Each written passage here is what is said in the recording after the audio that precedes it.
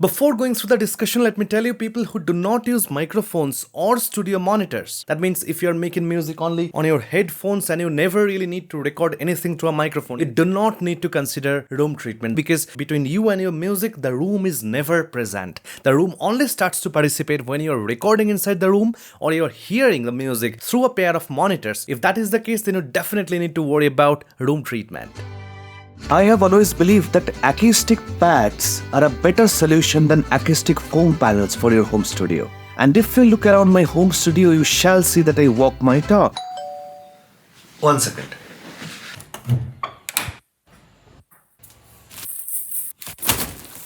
Hey, where are you doing this? Where are you ordering this foam pads? I got notification from Amazon. You had been making a video, right? I would like these things and on the foam pads, etc. So what's the problem? Well, I'll make a new video and I'll explain where I'm buying this, yeah? Fair enough. I'll let you carry on what you're doing. Sure. Thanks. You must have seen on YouTube there are a lot of videos on room treatment that will go to extreme depths by mentioning the calculations, the dimensions, a lot of things. But well, I have seen almost all of the videos and it ultimately boils down to 2 points. Number 1, what kind of material you are using, and number 2, how thick that material is. For example, you would find there are a lot of wools like wood wool, rock wool, glass wool, and several other variations of wools among the most popular choices of absorption material that you can use for building your acoustic panels. On the other hand, you've got foams. Now, the general rule of thumb is that thicker the material, the more absorption you're gonna get. Or in fact, the thicker the material, the more low frequency absorption you're gonna get.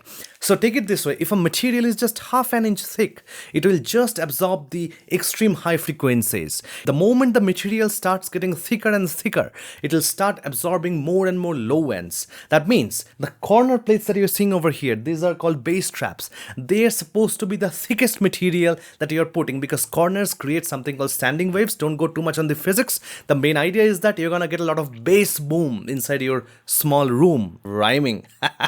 A little bit less thicker but still thick enough materials you can put on the first reflection points, that is the spots on the walls that you find out by doing the mirror technique. Now, whether the panels are built of wood wool, rock wool, geo wool, it won't really matter that much. Well, they're actually different, but in real world, in a real use case, you're not gonna find too much of differences because at the end of the day, whatever you do, that's gonna still be an improvement over an empty room.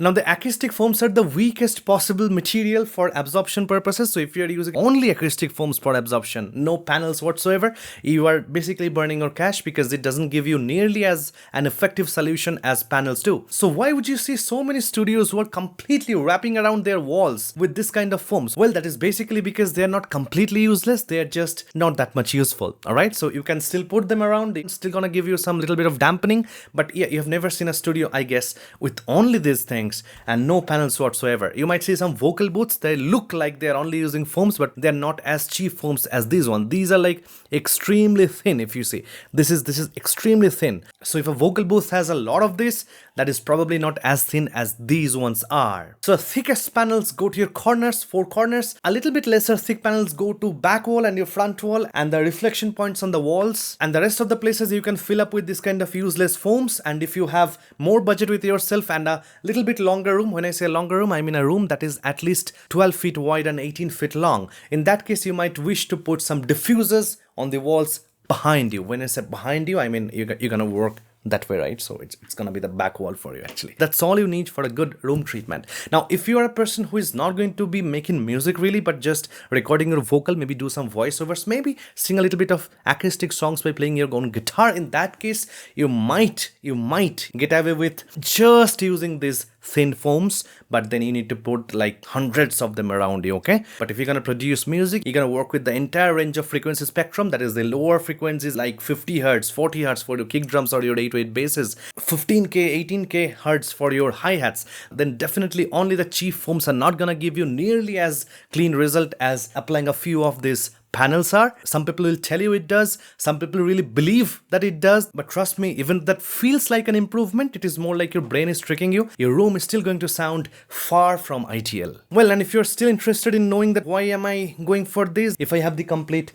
panel based treatment over here, well, the reason is aesthetics. Primarily it is aesthetics and kind of assuring my clients that, well, this person can make music, this person is inside a room, that room is able to produce good quality music.